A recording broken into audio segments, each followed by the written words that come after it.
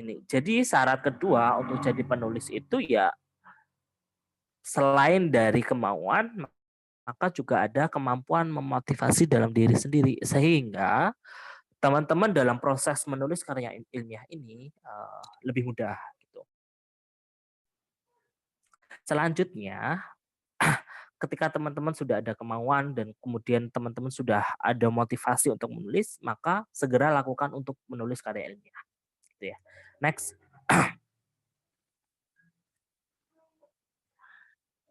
Jadi, saya mengambil quotes, dari seseorang dalam, menulis karya ilmiah ya, di mana orang yang berani menulis itu adalah mereka, yang berani bermimpi, dan yang bersedia membagi mimpinya kepada orang lain adalah mereka yang siap mewujudkan mimpinya tersebut.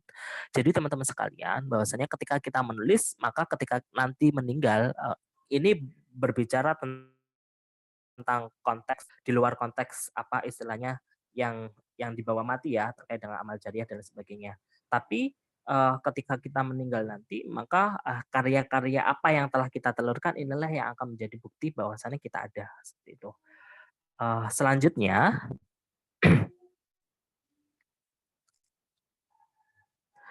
jadi kalau teman-teman sekalian sebenarnya kita mau menulis karya ilmiah itu harus bagaimana sih tahapannya gitu loh, langkah awalnya seperti apa dan sebagainya. Sebenarnya banyak hal yang mungkin bisa jadi, rekan-rekan sekalian, telah mengikuti, semacam pelatihan karya tulis ilmiah seperti ini. Jadi tidak jauh beda karya tulis ilmiah secara umum maupun karya tulis ilmiah, Al-Qur'an gitu ya. Jadi ya pertama bagi penulis pemula itu ya sebaiknya topik yang dicari itu adalah sesuai dengan bidang. Kenapa? Karena ini lebih memudahkan kita, dalam, apa istilahnya, mencari suatu permasalahan, mencari solusi dari suatu permasalahan. Kenapa? Karena bidang itu telah kita kuasai, gitu loh.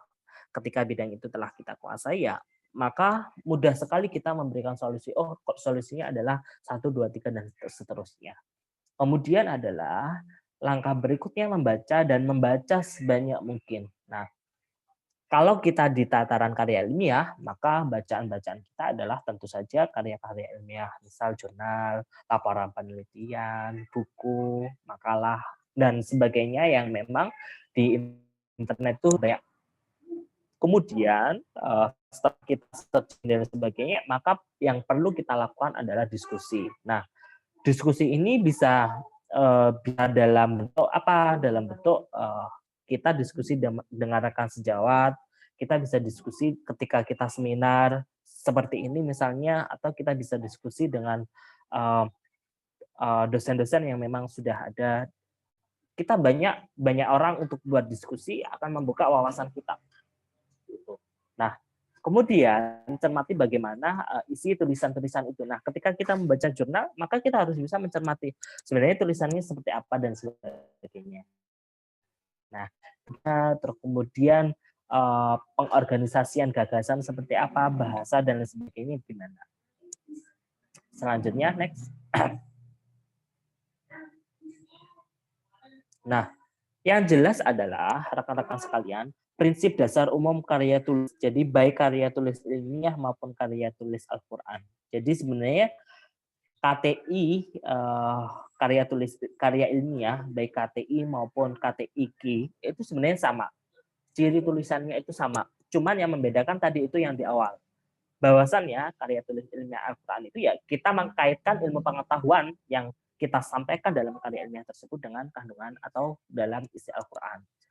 Nah, kalau karya tulis ilmiah biasa yang secara umum yang mungkin kita sering dengar ya kita tidak ada menghubungkan dengan kandungan isi Al-Quran. Nah, yang ini kebetulan kita hubungkan. Jadi dalam prinsip-prinsip ini ya kalau teman-teman maka ada uh, apa istilahnya ciri-ciri tulisan yang baik itu adalah tata pikir yang runtut gitu ya.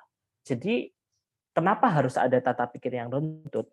Ingat rekan-rekan sekalian bahwasannya karya ilmiah kita itu yang membaca bukan hanya kita, tapi bisa jadi orang lain juga membaca karya ilmiah kita.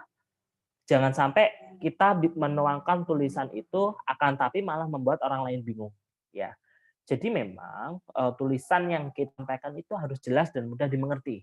Ya, alur pembahasan itu logis dan sistematis. Ya, karena memang membuat karya tulis itu memang sudah ada apa istilahnya formatnya, sehingga kita harus membahasnya secara logis dan menulisnya ya secara sistematis.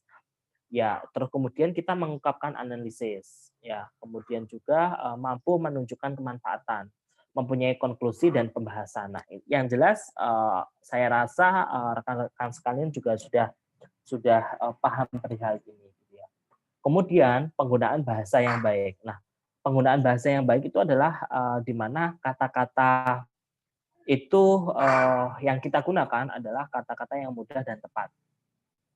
Kata atau kalimat aktif seakan-akan berbicara langsung kepada pembaca, kemudian juga ini mengembangkan gaya sendiri. Jadi bukan jiplak dengan punya orang lain. Nah, kemudian adanya unsur objektivitas. Nah, ini yang seringkali menjadi kendala di rekan-rekan ya, terutama di pemula yang masih awal menulis gitu ya.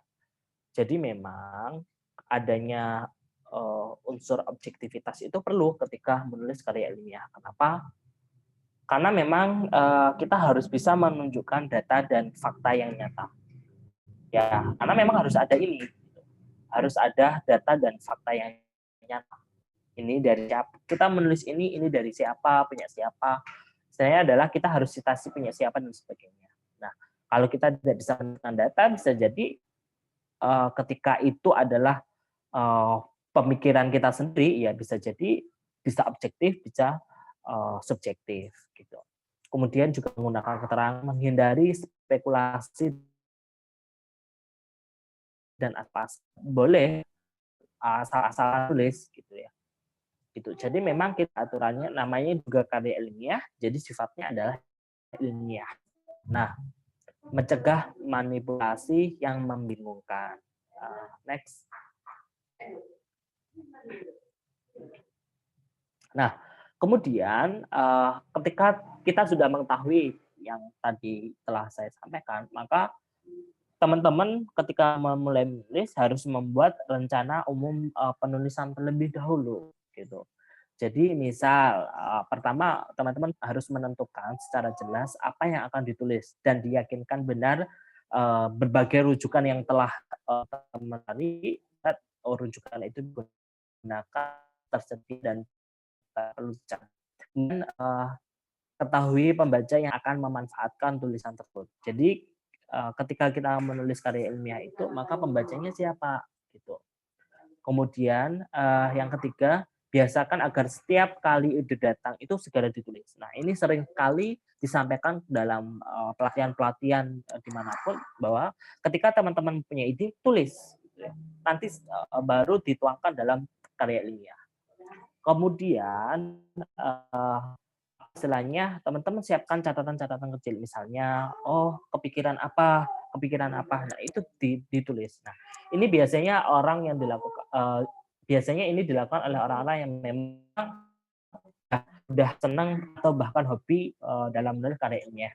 Sama halnya dengan saya dulu itu ketika awal masuk, saya kuliah di tahun 2011 ya.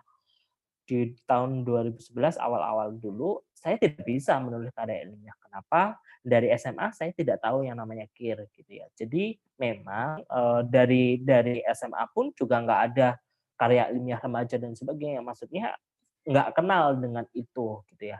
Akan tapi waktu itu memang saya sempat diajak ikut lomba kakak kelas ya, dan memang mendapatkan juara sehingga ingin menggali potensi itu gitu ya. Kemudian ketika di apa istilahnya di perkuliahan, maka mencoba semakin mendalami. Awal-awal ya sering gagalnya gitu ya. Jadi ikut lomba sini, bayar sana sini, kan biasanya kalau ikut perlombaan ada biaya registrasi ya 50, kadang 70 dan seterusnya. Gagal, satu kali gagal, dua kali gagal dan sebagainya. Nah, baru ketika kita sudah bisa paling tidak lolos sebagai finalis, ini adalah salah satu sebagai pijakan teman-teman. Jadi ketika teman-teman sudah sekali lolos, itu akan lebih mudah teman-teman untuk nantinya lolos ke apa istilahnya ke lomba-lomba selain itu, lomba-lomba berikutnya.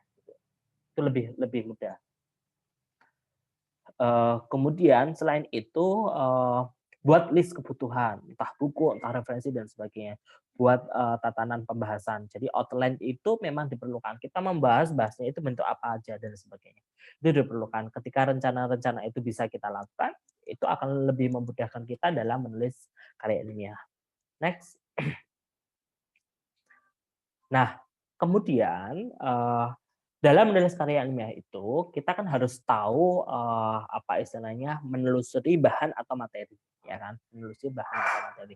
Maka kita harus paham dulu materi yang kita gunakan itu apa. Pertama, cari buku atau textbook terkait yang memang, sudah direncanakan gitu ya. Kemudian kembangkan metode pendekatannya, wawancarakah, pengamatankah, atau pengkajian pustaka. Jadi karya tulis ilmiah kita biasanya itu menggunakan kajian pustaka. Ya, jadi kita mengambil referensi-referensi yang kita kemudian di dalam pembahasan nanti ada sebuah gagasan kita, ide-ide kita yang kita tampilkan.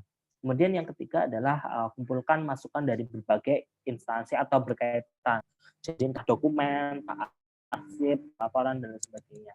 Ini adalah salah satu bahan-bahan materi yang menurut saya penting bagi rekan-rekan dalam menulis karya ilmiah. Selanjutnya,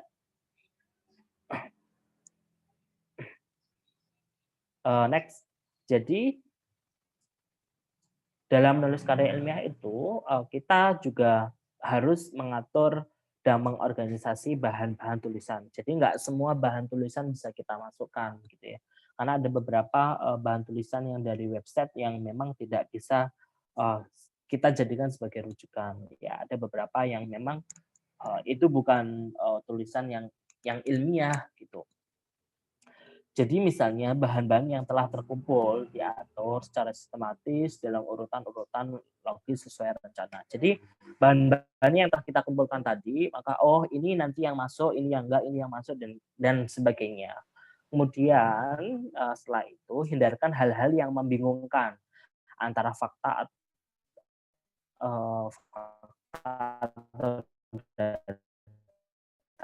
dengan pendapat atau pandangan seorang. Jadi penting membedakan ketika data atau fakta, maka di situ ketika berbicara fakta pasti ada datanya, ya kan? Misalnya BPS yang mengeluarkan itu fakta, kenapa? Karena ada datanya, ya. Itu hasil kajian dari pihak BPS misalnya, atau seperti itu. Informasi yang baik, tepat dan akurat masukkan ke dalam batang tubuh tulisan. Saya rasa ini juga akan mempermudah rekan-rekan dalam menulis karya ilmiah. Next.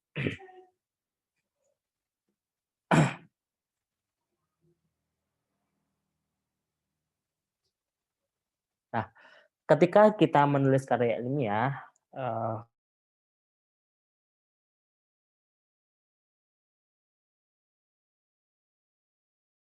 menulis atau sudah terbiasa menulis karya ilmiah, kadang kita nggak sesuai dengan proses penulisan karya ilmiah ini gitu ya.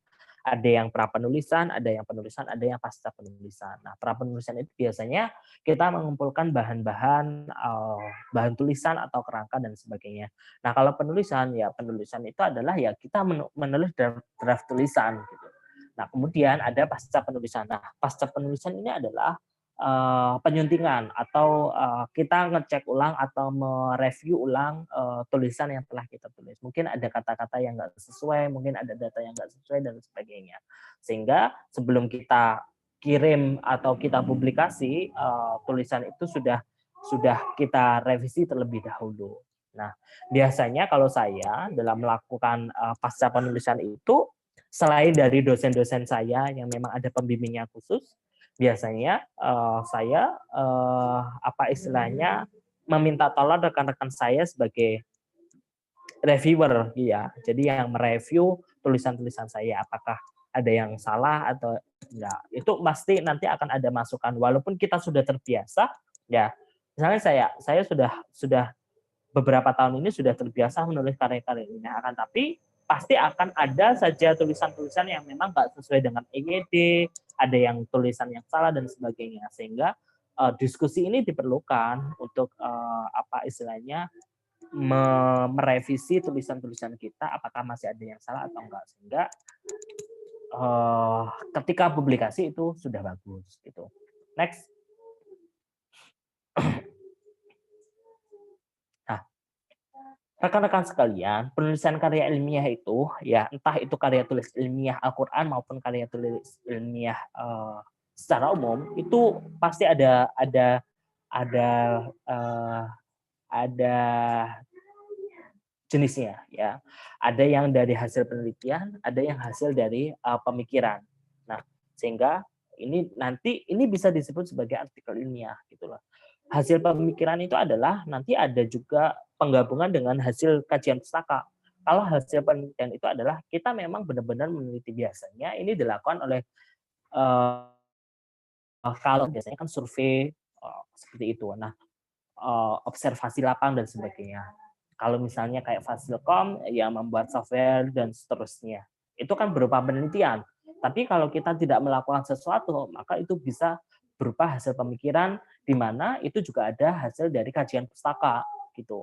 Walaupun sama-sama menghubungkan dengan pustaka, akan tapi kalau hasil penelitian ya benar-benar kita lakukan. Tapi kalau hasil pemikiran hanya pemikiran kita tanpa kita lakukan. Nah, kalau di eksakta biasanya ya kita namanya hasil penelitian itu kita meneliti di laboratorium dan sebagainya.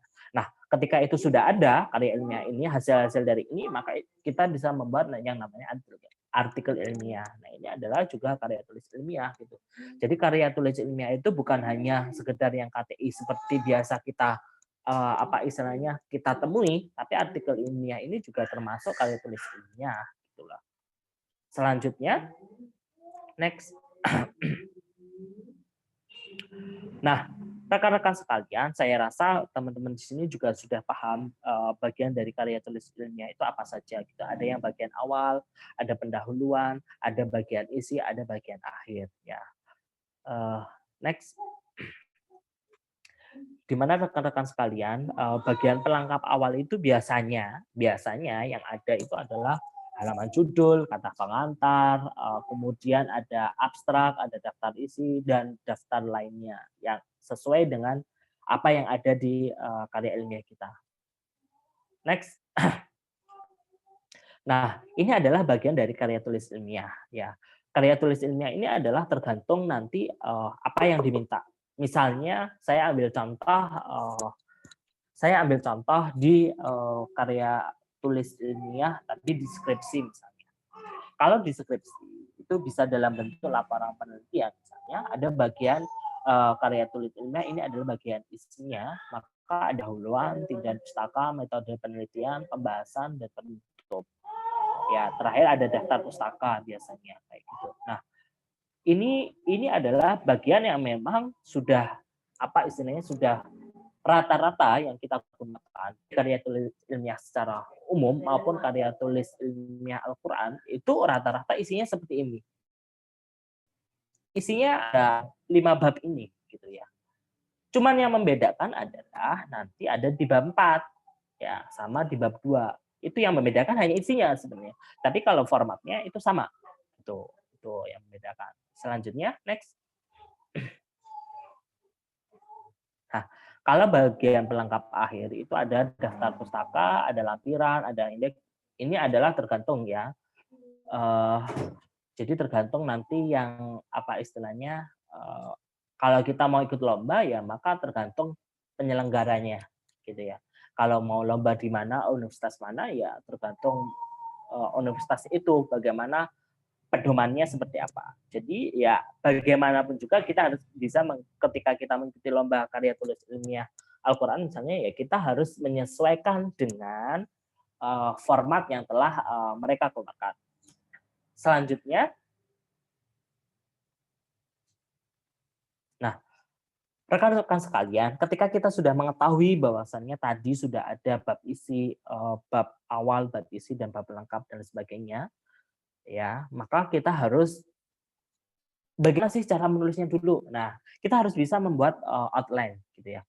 Outline ini kenapa diperlukan? Tapi biasanya kalau mereka sudah mahir tidak perlu membuat outline. Tapi mereka sudah ada bayangan, oh nanti saya harus menulis ini ini kegiatan nanti ada bab apa istilahnya subbab sekian nanti isinya ini, subbab sekian nanti isinya ini. Nah, itu sudah difikirkan bagi yang memang sudah menulis, tapi bagi pemula saya sarankan untuk membuat outline gitu loh.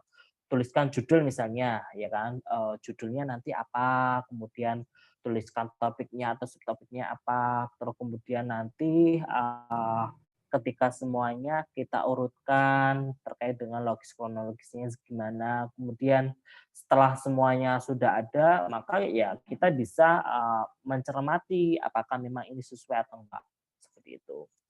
Next. Ya, rekan-rekan sekalian, maka kita harus paham ketika kita menulis karya ilmiah, maka kita harus ada sumber ide. Ya, ide ide ini harus cerdas dan kreatif. Kenapa? Kalau ide ini sudah biasa-biasa saja dan itu zaman dahulu kita angkat lagi ya nggak mungkin gitu lah.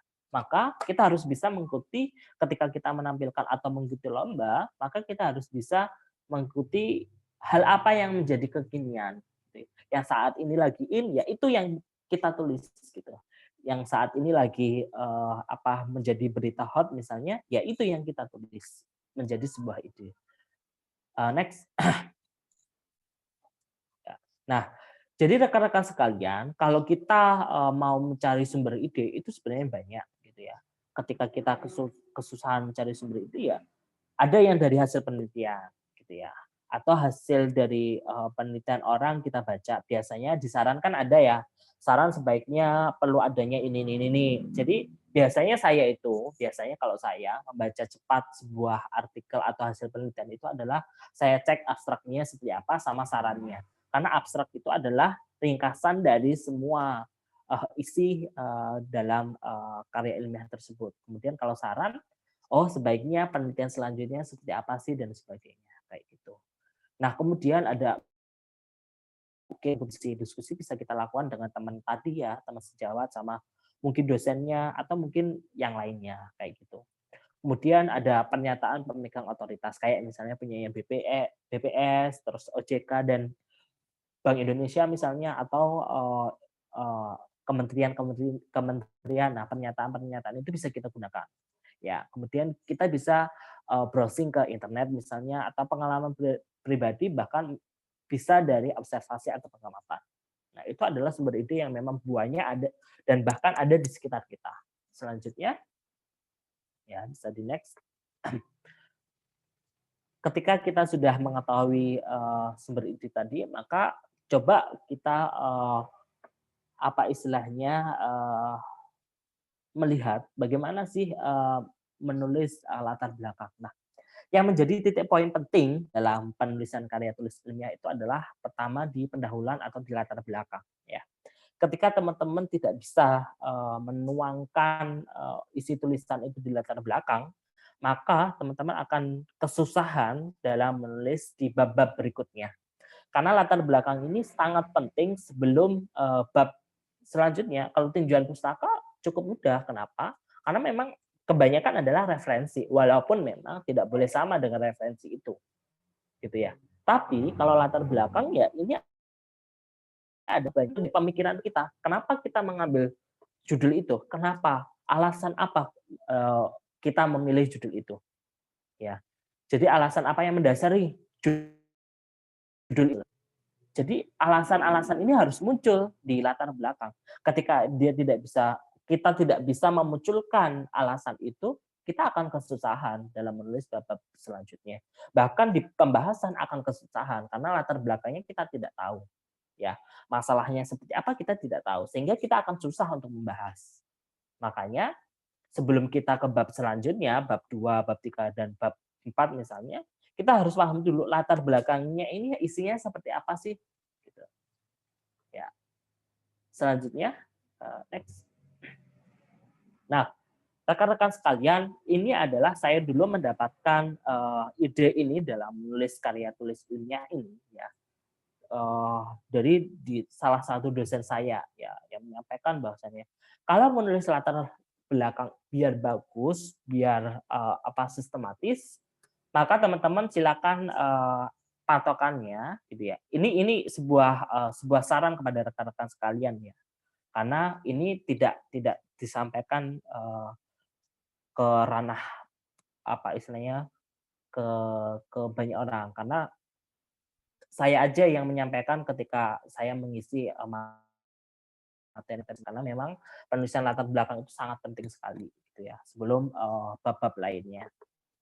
Maka teman-teman dalam menulis latar belakang itu harus pahami dulu potensinya itu apa. Dari judul itu potensinya itu apa. Nah, dari potensi, oh ternyata ketika ada potensi itu ada masalah nih, ya. Masalahnya A, B, C dan sebagainya. Dari masalah baru kita bisa menuangkan solusinya apa dari masalah itu. Runtutan itu akan jelas dan akan enak dibaca orang lain ya selain dari diri kita sendiri ya. Banyak jurnal-jurnal saya yang bisa terbit ketika memang tulisan latar belakang itu bisa runtut. Kita akan tahu detail bahwasannya oh masalahnya ini, oh solusinya seperti ini. Dan itu nanti solusi itu akan dijabarkan lebih lanjut di pembahasan. Seperti itu. Selanjutnya, next. Nah, rekan-rekan sekalian, saya akan berbagi terkait dengan apa istilahnya pengalaman-pengalaman saya dalam menulis karya ilmiah. Ya, ini adalah di tahun 2015 kalau nggak salah International Conference yang saya ikuti. Ini kalau nggak salah di Aston Jember ya. Terus kemudian saya juga pernah menulis PKMK yang didanai Dikti waktu itu, walaupun tidak sampai ke PIMNAS, akan tapi kita sudah merasa bangga bahwasannya ternyata tulisan kita bisa didanai gitu ya. Pada tahun 2015 PKM penelitian ini didanai oleh Dikti juga dan ini adalah salah satu topik dari skripsi saya. Jadi PKMP itu saya jadikan sebagai skripsi saya karena memang rekan-rekan yang saya ajak ya sudah saya sampaikan di awal bahwasanya mohon maaf nanti PKMP ini akan jadi skrip saya karena memang yang menulis saya, yang meneliti saya. Rekan-rekan hanya istilahnya saya meminjam namanya apakah diperbolehkan atau enggak. Karena memang kan dalam menulis PKMP atau PKM yang lainnya kita tidak bisa sendiri gitu. Selanjutnya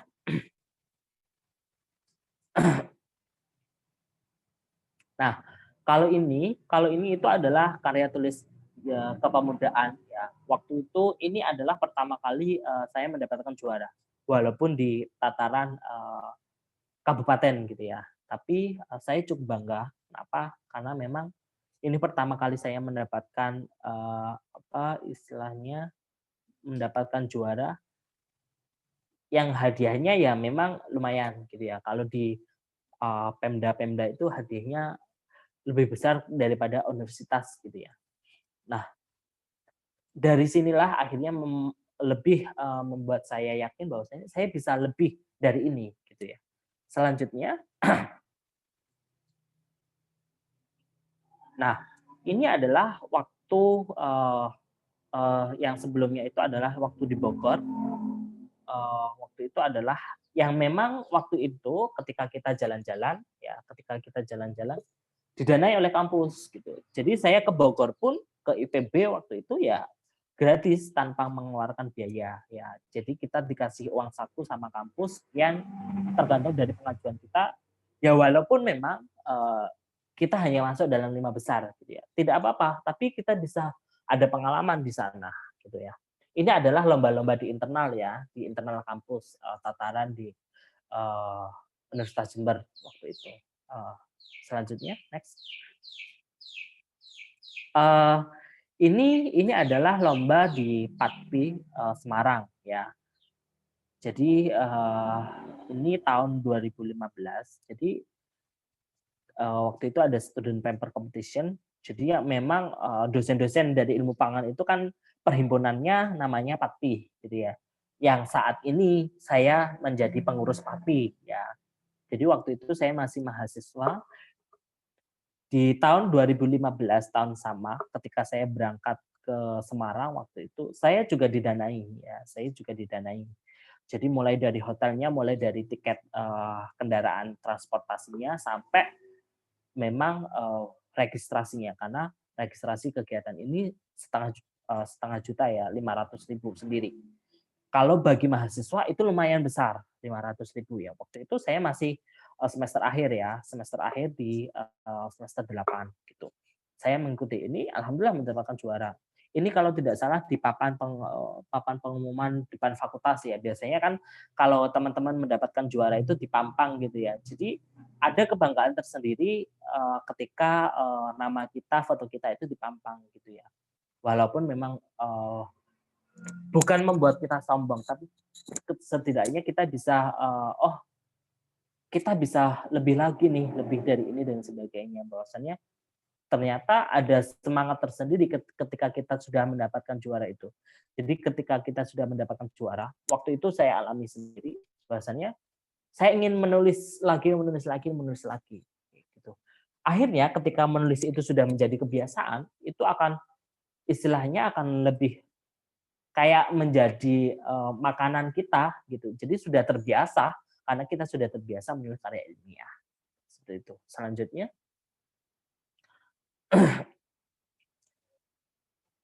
ini adalah juara di Kabupaten Banyuwangi. Waktu itu adalah startup competition ya, agribisnis di sana. Jadi bareng rekan-rekan saya ini tahun 2018 gitu ya.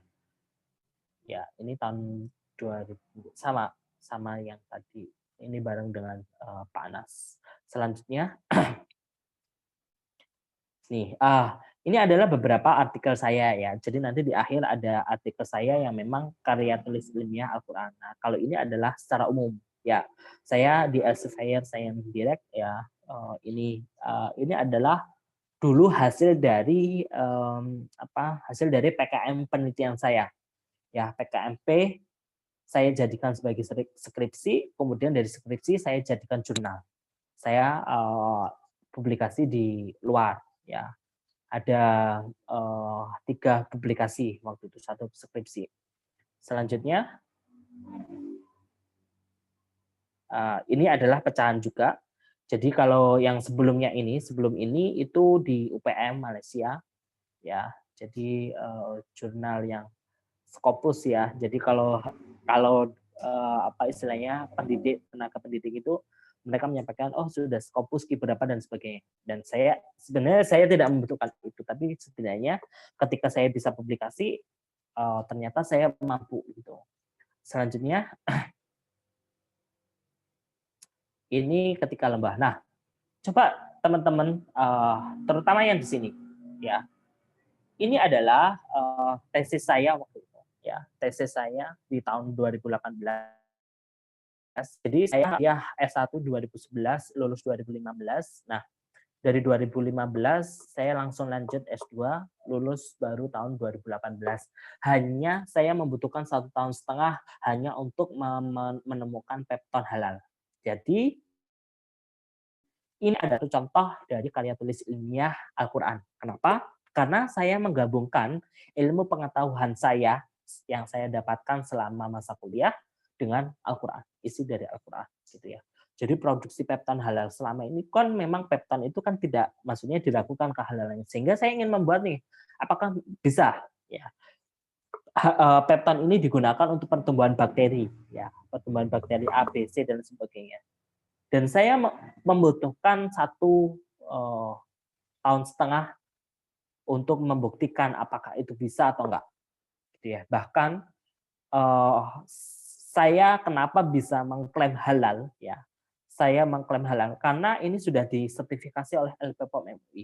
Hasil dari penelitian saya sudah disertifikasi, jadi akan dalam pengajuan halal ya, halal di LPPOM, maka ketika kita membuat produk, apakah produk itu halal atau haram, yang menentukan adalah waktu itu LPPOM.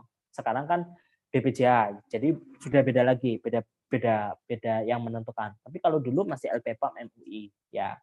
Dan sudah dinyatakan halal, sehingga saya mau mengklaim bahwasannya pepton saya halal. Dan memang dalam proses pembahasannya, ya saya sampaikan di situ ada ayat Al-Quran dan sebagainya. Seperti itu. Jadi ini adalah salah satu contoh dalam menulis karya tulis ilmiah Al-Quran. Next. Nah, kalau ini juga contoh juga. Ini adalah waktu itu ini MTQM ya. Saya mengikuti MTQM karena saat itu di tahun 2012 ada seleksi internal ya, sebelum kita ada seleksi nasional. Jadi dari UNED ada seleksi, ya walaupun kita juara 2 ya, yang dikirimkan juara 1. Saya mengikuti karya tulis ilmiah Al-Quran. Nah, dengan judul ini, ya susu kuda liar sebagai produk unggulan lokal berstandar halal global. Jadi memang kami menggabung kenapa sih halal gitu ya. Memang perlu halal dan sebagainya. Tapi nyatanya memang itu diperlukan gitu loh. Ya, halalan dan thayyiban itu diperlukan untuk kita sebagai muslim. Sebenarnya simpel dan itu tidak apa istilahnya tidak sulit. Nah, waktu itu saya juga menemukan teman-teman kedokteran gigi ya. Jadi yang mereka bahas adalah hubungan antara apa istilahnya wudhu ya, wudhu karena wudhu kan biasanya berkumur ya, ada berkumurnya terkait dengan pertumbuhan bakteri yang ada di mulut. Nah, ternyata memang itu bisa berkurang. Jadi wudhu itu ya, wudhu ketika kita melakukan wudhu ya, maka itu bisa mengurangkan bakteri ya, mengurangi bakteri-bakteri yang ada di mulut ya. Jadi ternyata kegiatan-kegiatan yang kita lakukan yang memang itu disunahkan bahkan diperintahkan oleh Allah itu ada manfaatnya gitu loh. Ada manfaatnya gitu. Dan itu sudah dibuktikan ya untuk yang terkait dengan wudhu dan mengurangi bakteri yang ada di mulut itu memang sudah dibuktikan dan itu adalah kajian ilmiah. Tuh. Selanjutnya ya, jadi yang jelas rekan-rekan sekalian untuk saat ini kami menunggu karya teman-teman ya, karya hebatnya teman-teman dan mungkin itu yang bisa saya sharingkan kepada rekan-rekan sekalian ya. Karena memang ternyata juga lama juga saya menyampaikan ini. Tapi untuk saat ini rekan-rekan sekalian, saya tidak ada maksud untuk pamer kepada teman-teman sekalian, tapi ini adalah salah satu bahwasannya kita itu bisa menulis karya ilmiah itu bisa ya, tergantung apakah kita mau, tergantung niat kita itu oke atau enggak kayak gitu. Ketika ada kemauan dan kemudian kita mau menjalankan itu kemauan itu ya kita akan mudah untuk menulis karya ilmiah. Ya, itu saja sharing-sharing saya pada siang hari ini. Mungkin bisa dilanjutkan dengan diskusi karena atau mungkin kalau rekan-rekan sudah paham, oh ternyata menulis karya ilmiah itu seperti ini dan sebagainya, ya nggak apa-apa. Tapi kita bisa lanjutkan diskusi karena mungkin masih ada waktu. Terima kasih. Assalamualaikum warahmatullahi wabarakatuh. Waalaikumsalam warahmatullahi wabarakatuh. Baik, terima kasih kepada Pak Dhani atas ilmunya sekaligus motivasi ya tadi yang sangat bermanfaat sekali. Kemudian kita lanjutkan ke sesi tanya jawab. Bagi peserta yang ingin menanyakan perihal karya tulis ilmiah Al-Quran, dipersilahkan open mic.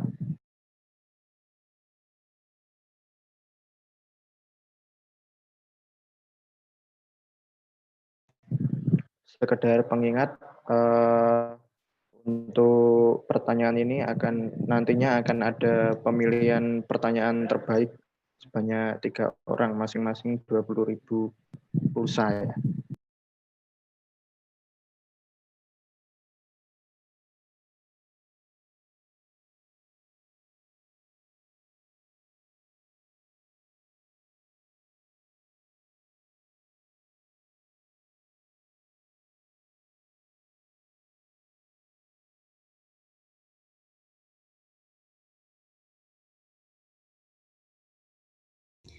Mohon maaf panitia izin bertanya. Ya, silakan. Sebelumnya, Assalamualaikum warahmatullahi wabarakatuh. Waalaikumsalam warahmatullahi wabarakatuh. Mohon maaf Bapak, izin bertanya.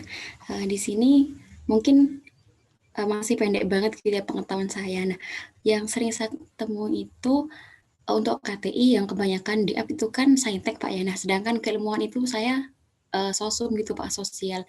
Nah, mungkin apakah Bapak saya gini mau minta informasi nih Pak, kategori apa saja sih yang memang KTI itu berbasis sosial, tapi itu juga bisa istilahnya bisa daya saingnya tuh dapat juga gitu Pak. Soalnya kan biasanya kalau kita ke pelatihan-pelatihan itu yang dicontohkan adalah kebanyakan ilmuwan saintek gitu Pak. Terima kasih Bapak. Ya, terima kasih Hayu Fitri. Mungkin Pak Dhani mau langsung dijawab atau ditampung dulu? Dulu nggak apa-apa. Ya, mungkin Ya. yang lain ada yang ingin. Oh, mau dijawab dulu. Ya, saya jawab dulu nggak apa-apa Oh ya. iya, baik. Nah, jadi nanti sambil rekan-rekan yang lain menyiapkan pertanyaan. Nah, baik, terima kasih atas pertanyaannya. Jadi memang selama ini yang saya ikuti pelatihan-pelatihan itu mayoritas yang disampaikan adalah saintek gitu ya. Ya memang seperti itu. Nah, bisa jadi background dari pembicara itu adalah saintek. Kenapa? Karena memang itu yang dikuasai. Nah, tapi coba kalau misalnya kita melihat dari di sosial misalnya, maka sosial mana dulu nih? Kalau misalnya di bidang politik atau bidang fisik misalnya, kan ada yang di bidang politik, ya kita bahasnya adalah ke ranah-ranah politik, gitu ya, ke ranah-ranah politik. Bukan berarti kita ikut campur dengan politik ya, enggak. Maksudnya ini adalah terkait dengan kajian ilmiahnya, ya. Kajian ilmiahnya ya di politik. Misalnya hukum, ya kita akan berbicara terkait dengan hukum. Nah, memang saya sarankan adalah rekan-rekan itu fokusnya adalah di bidangnya. Dia ketika bidangnya kita adalah di bidang ekonomi, ya maka bisa jadi membuat wirausaha dan sebagainya. Ya, kemudian kalau di bidang sosial, saya ambil contoh misalnya bisa di bidang sosial ya. Kalau rekan-rekan ambil contoh misalnya, jadi kalau di bidang sosial misalnya berapa sih jumlah apa istilahnya yang ambil contoh untuk saat ini pandemi ya, kenapa penyebab pandemi. Nah, dari sosial itu bisa ya penyebabnya itu bisa ngecek dari observasi lapang. Oh, ternyata penyebabnya ini. Bagaimana sih kondisi sosial? Ya, kondisi sosial dari dampak pandemi ini ya. Itu bisa dilakukan oleh teman-teman sosial sebenarnya.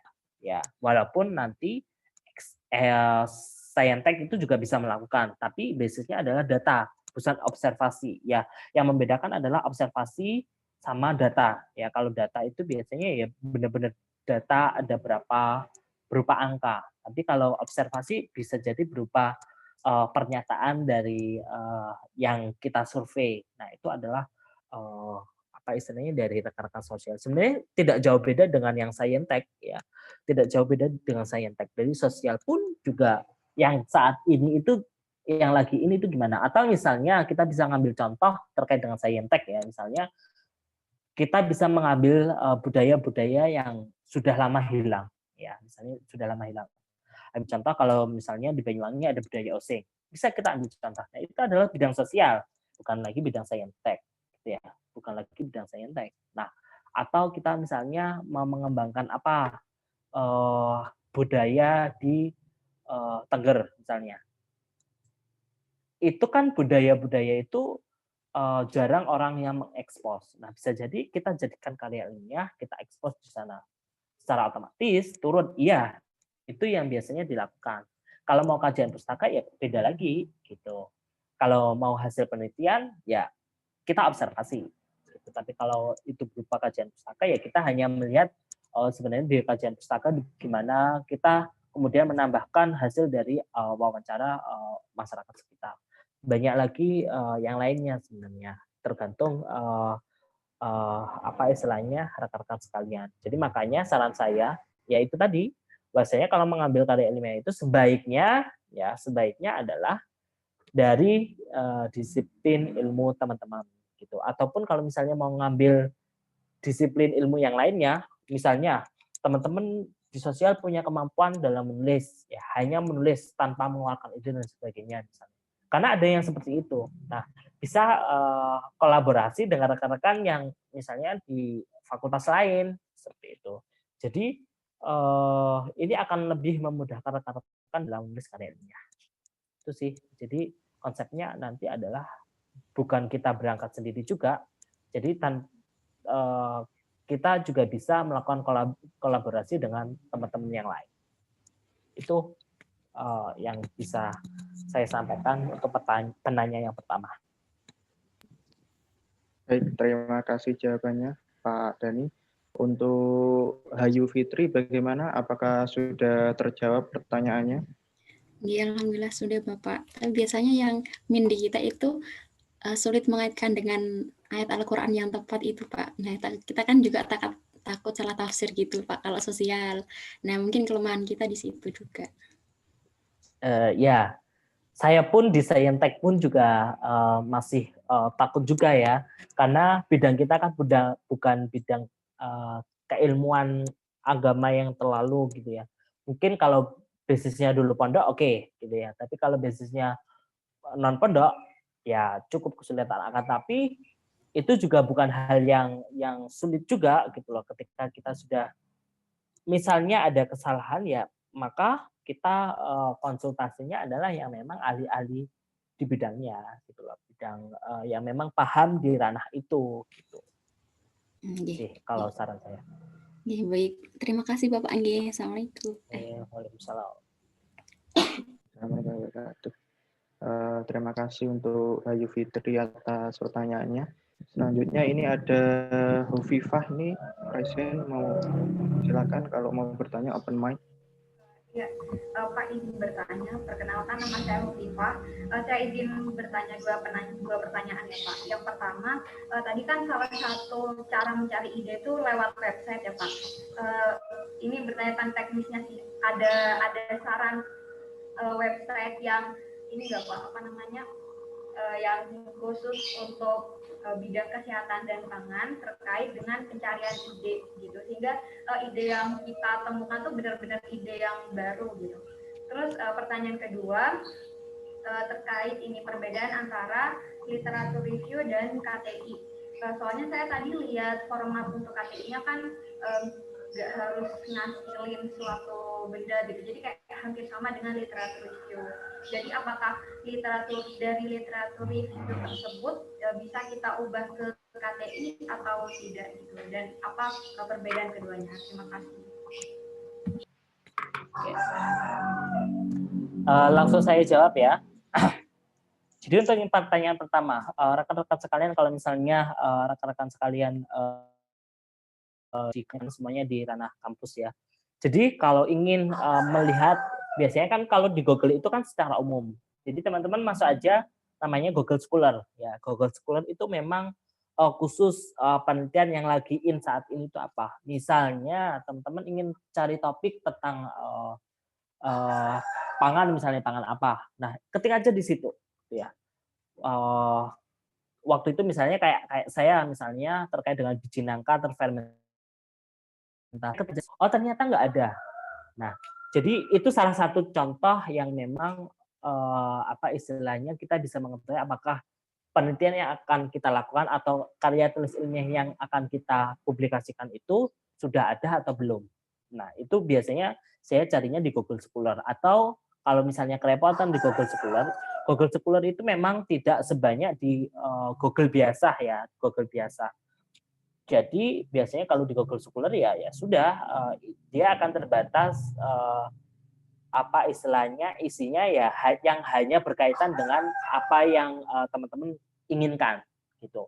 Tapi kalau di Google itu biasanya secara umum muncul di situ. Nah, jadi websitenya itu bisa di apa websitenya pemerintah, atau bisa juga kita mengambil dari website Google secara umum, kita bisa mengambil di sana. Tapi kalau kita mengambil kayak misalnya di Blogspot atau di Wikipedia dan sejenisnya, saya tidak menyarankan hal itu, karena yang namanya ilmiah saya biasanya seringnya adalah saya menuliskan kata kunci, saya kasih tanda titik PDF, biasanya itu akan muncul jurnal. Ya, jurnal itu adalah sebuah hasil penelitian atau karya-karya tulis ilmiah yang lainnya. Kemudian terkait dengan literatur review sama karya tulis ilmiah, sebenarnya ini sama ya, sebenarnya sama. Jadi literatur review itu adalah termasuk dari karya tulis ilmiah. Jadi KTI itu ada yang bentuknya literatur review, ada yang bentuknya penelitian, ya, hasil dari riset. Hasil dari riset itu adalah kita melakukan observasi lapang, misalnya kita melakukan penelitian di laboratorium, itu adalah hasil dari penelitian, gitu ya. Tapi kalau literatur, ya kita sebenarnya sama aja kajian pustaka. Jadi kita hanya mencari pustaka, terus kemudian menghubungkan dengan ide kita, terhubung atau enggak, ya itu sebuah. Tapi itu juga bisa dikatakan karya tulis ilmiah. Kenapa? Karena literatur yang kita gunakan itu adalah literatur yang memang sudah dipublikasikan dalam bentuk misalnya jurnal atau dalam bentuk yang lainnya kayak gitu. Nah, ada juga jurnal-jurnal yang bentuknya bukan jurnal hasil dari penelitian, jurnal itu dalam bentuk hasil dari review. Jadi dari penelitian-penelitian orang lain kita review, kita olah kata kita sendiri, itu bisa jadi karya ilmiah kayak gitu. Itu yang membedakan ya. Jadi literatur review terus hasil penelitian itu adalah termasuk dari karya tulis ilmiah. Ya. Jadi literatur review masuk dalam karya tulis ilmiah dan ya literatur review itu bisa dikatakan sebagai karya tulis ilmiah. Seperti itu.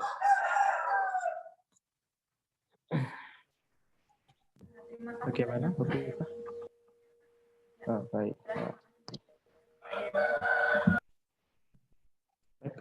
Kemudian ini ada pertanyaan di kolom chat ya.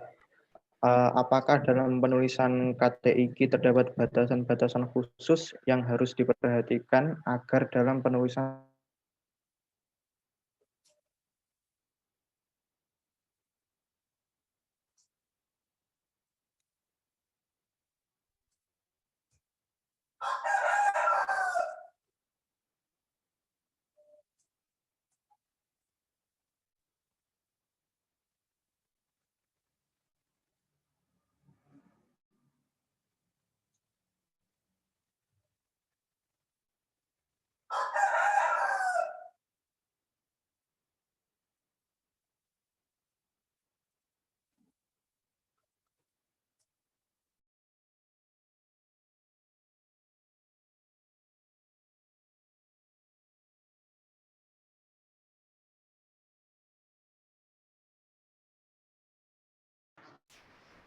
Halo, tes.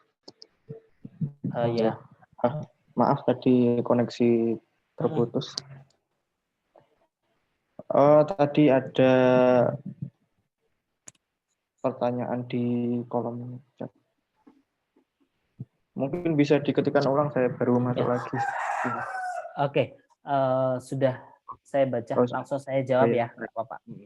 Oke, jadi apakah ada batasan khusus? Kalau batasan khusus adalah ya memang batasan yang khusus ya itu kan isi atau kandungan dari Al-Quran yang kita kaitkan dengan batasannya khusus kalau kita mau menulis karya tulis ilmiah Al-Quran ya. Jadi dan kemudian batasan lain seperti apa? Ya kita tidak boleh asal-asalan. Apakah itu sudah benar atau enggak? Jadi apa yang ada di ilmu pengetahuan kita coba selaraskan dengan ilmu Al-Quran. Oh ternyata memang di Al-Quran itu sudah dibahas seperti ini. Ya. Jadi batasannya ya hanya misalnya hadis, terus kemudian sumber Al-Quran gitu dan as-sunnah seperti itu. Dan itu sudah maksudnya kan sudah tertulis gitu ya. Dan misalnya di terjemahannya juga misalnya itu adalah dan itu menjawab dari pertanyaan kedua ya apakah itu referensi apa aja itu bisa dijadikan sebagai referensi dalam kita menulis. Jadi makanya tilawah ya kita sesekali ngecek terjemahannya seperti apa. Nah itu bisa membuka wawasan kita. Oh ternyata seperti ini. Dari terjemahannya kita bisa cek dari isinya seperti apa. Nah, selain itu kita juga bisa mengecek dari penelitian-penelitian teman-teman yang memang basic kampusnya adalah agama. Misalnya dari UIN, dari IAIN, jadi kita jadikan referensi dalam menulis karya tulis ilmiah Al-Quran. Karena basic kita adalah basic ilmu secara umum, ya ilmu umum. Bukan ilmu agama gitu ya karena kampus kita adalah kampus umum. Oh, jadi yang ketika kita menulis karya tulis ilmiah Al-Quran ya untuk referensi yang kita gunakan adalah ya yang berkaitan dengan Al-Quran gitu. Jadi biasanya kan rekan-rekan dari UIN, IAIN dan seterusnya. Nah, untuk format penulisannya ya sesuai dengan penyelenggaranya. Jadi nggak harus sama dengan referensi. Hanya saja yang kita perlukan adalah terkait dengan kajian pustaka kan pasti kita butuhkan. Nah, biasanya materi-materi yang dari sana, yang dari teman-teman UIN, dari teman-teman IAIN itu pasti adanya. Jadi sangat mudah, apalagi dunia sekarang, dunia digital, jadi kita mudah mencari apapun itu yang kita inginkan, tinggal ketik akan muncul. Itu aja sih. Mungkin ada yang kurang bisa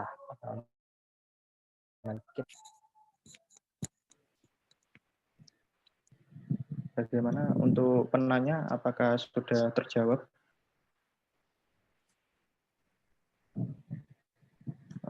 Sudah.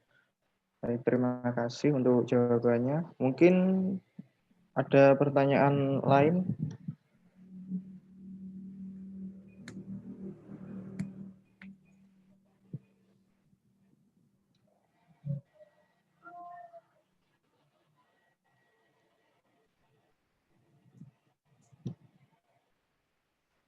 Atau mungkin dari panitia juga ingin bertanya, juga dipersilahkan.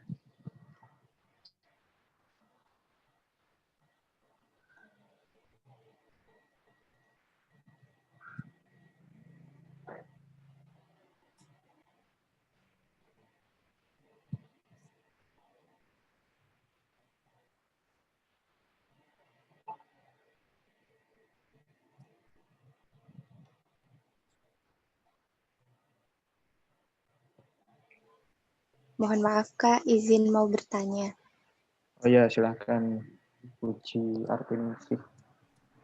Ya Kak, jadi kalau misalnya kan ini dalam karya tulis ilmiah Al-Quran.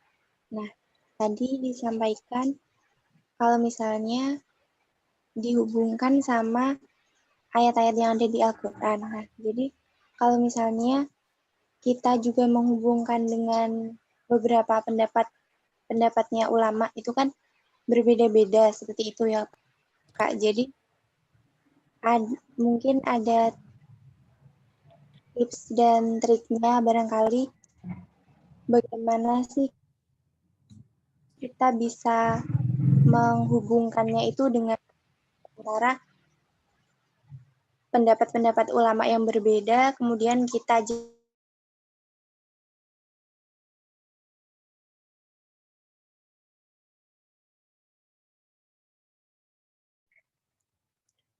Ya, terima kasih. Jadi memang bukan hanya di KTI Al-Quran juga ya, di KTI yang secara umum pun juga banyak pendapat yang berbeda, kayak gitu ya. Jadi bagaimana caranya kita mencarikan itu semua? Ya, oke, secara umum itu kan sebuah referensi, ya kan, pendapat ulama, terus kemudian misalnya di Al-Quran di terjemahan atau mungkin ada buku-buku yang memang khusus membahas itu. Kan banyak ya buku-buku yang membahas misalnya terkait dengan halal haram tadi yang punya saya, kan banyak bukunya juga. Itu bisa kita jadikan sebagai referensi misalnya. Kalau ulama ya kita pilih yang memang sesuai dengan topik kita gitu ya. Yang memang sesuai dengan topik kita, yang memang banyak referensi yang mendukungnya.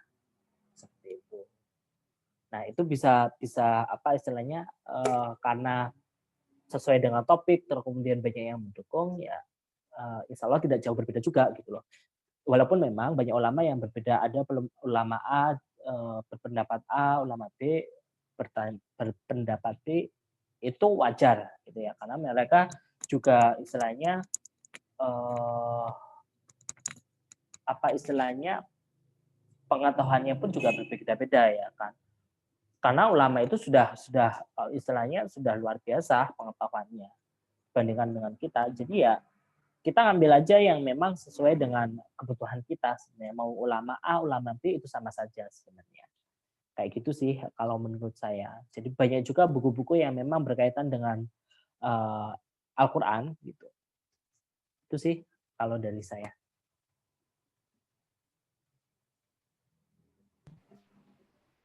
Bagaimana, Uji? Apa sudah terjawab?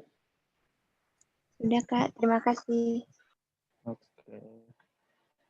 Mungkin ada pertanyaan lain lagi? Terakhir mungkin. Saya boleh bertanya lagi tidak?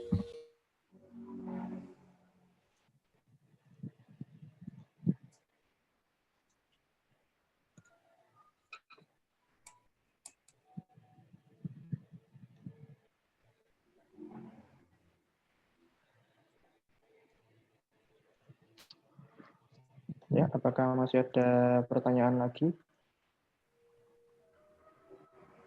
Boleh bertanya lagi atau tidak ya?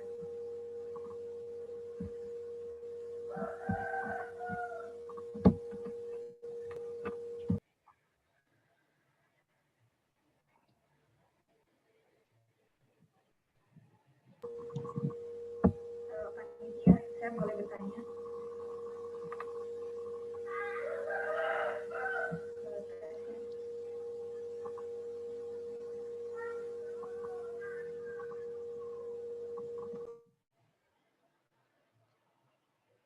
Kalau sudah tidak ada pertanyaan lagi, kita lanjut ke acara selanjutnya mungkin. Acara selanjutnya yaitu foto bersama. Mungkin yang lain bisa open cam.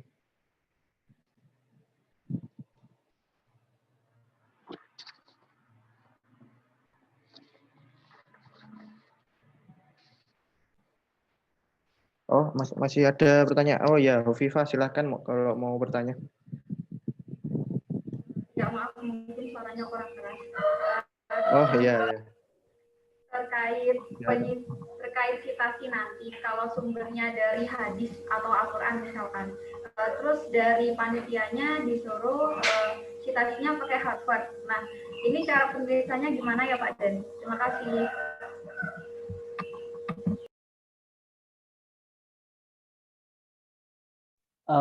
Tadi yang terakhir itu agak nggak terdengar ya. Tadi kan ada citasi dari Al-Quran dan hadis. Nah, terus kemudian dari panitianya meminta apa? Dari panitianya meminta ini format citasinya pakai Harvard. Nah, kira-kira cara penulisannya gimana ya Pak? Oke. Terima kasih. Ya. Jadi kalau kita mau citasi dari Al-Quran misalnya atau hadis misalnya, ya kita tinggal tulis aja hadis itu di mana, entah hadis arba'in kah atau hadis apa, terbukunya apa. Nah, kan pasti ada penulisnya siapa. Nah, kita sampaikan di situ. Kita istilahnya formatnya ya hampir sama dengan kalian tulis ilmiah secara umum. Halnya dengan Al-Quran misalnya. Al-Quran itu Al-Quran diterbitkan tahun kapan, penerbitnya siapa, kayak gitu.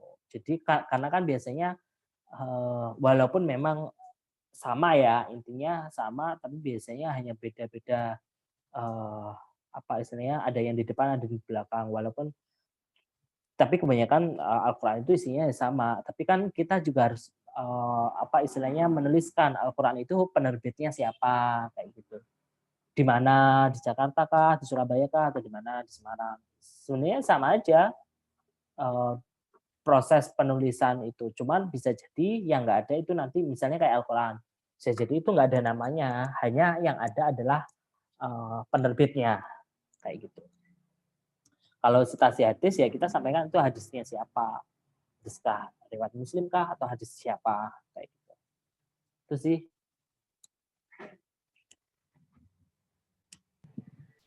Bagaimana, Hovifah? Sudah terjawab? Sebenarnya masih kurang begitu jelas padanya, kayak masih belum kebayang gitu. Soalnya kalau yang Hovifah temu itu biasanya hadis-hadis itu tuh nggak ada tahunnya gitu. Terus kayak cuma hadis nomornya, nomor hadis gitu. Jadi agak bingung. Iya. Jadi nanti kita menuliskannya adalah itu hadisnya siapa, riwayat Muslim misalnya, ya kita tulis hadis riwayat Muslim nomor sekian, hanya itu aja nanti. Atau misalnya kayak hadis arba'in. Hadis arba'in kan ada penerbitnya, ada sebuah buku kotak. Kita sampaikan itu adalah hadis arba'in, apa istilahnya, penerbitnya siapa, itu tahun berapa. Kan biasanya kalau hadis arba'in kan ada bukunya kecil itu kan nggak mungkin nggak ada penerbitnya, ya kan, nggak mungkin nggak ada tahunnya, ya kan. Nah, jadi kita tulis tahunnya sekian, penerbitnya siapa. Kalaupun misalnya Al-Quran juga ada tempatnya di mana, kan biasanya kayak ada kata pengantarnya. Nah, di situ kan ada tahunnya. Kita ambil tahun itu gitu. Terus kemudian juga penerbitnya siapa gitu. Itu aja sih. Jadi hanya cukup nanti terjemahan Al-Quran, misalnya kayak Al-Quran, terjemahan Al-Quran tahun misalnya tahun 2020 penerbit. Jadi langsung nanti penerbit. Kayak gitu. Jadi nggak ada nama penulisnya siapa, biasanya kayak gitu. Sama halnya dengan hadis. Hadis itu adalah nanti hadis riwayat Muslim misalnya. Ini saya ambil contoh ya. Hadis riwayat Muslim nomor sekian, ya. Atau hadis arba'in nomor 26 misalnya. Hadis arba'in nomor 26 itu penerbitnya siapa, nah tahun berapa. Namanya itu kan sebuah buku kecil, pasti ada karena itu diterbitkan, pasti ada penerbitnya. Itu sih kalau dari saya. Terima kasih Pak Dhani, cukup jelas. Ya, sama-sama. Baik, terima kasih. Terima kasih untuk semua peserta yang sudah memberikan pertanyaan. Hayu, Hovifah, Karisma, dan Puji, terima kasih. Untuk selanjutnya, acara selanjutnya kita foto bersama. Pada seluruh peserta diharapkan open kamera.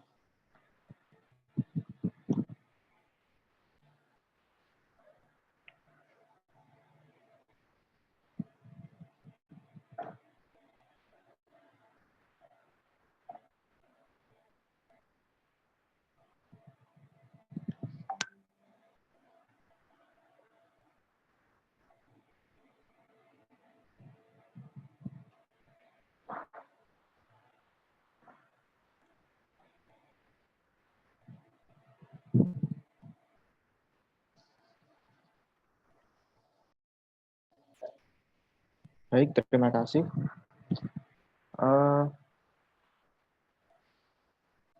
Tidak terasa kita sudah sampai di penghujung acara. Sebelum kami tutup, kami selaku panitia pelatihan KTIG Al-Azhar 2020, apabila ada salah kata kami mohon maaf yang sebesar-besarnya. Saya mewakili panitia yang bertugas, kurang lebihnya mohon maaf. Wabillahi taufiq wal hidayah. Wassalamualaikum warahmatullahi wabarakatuh.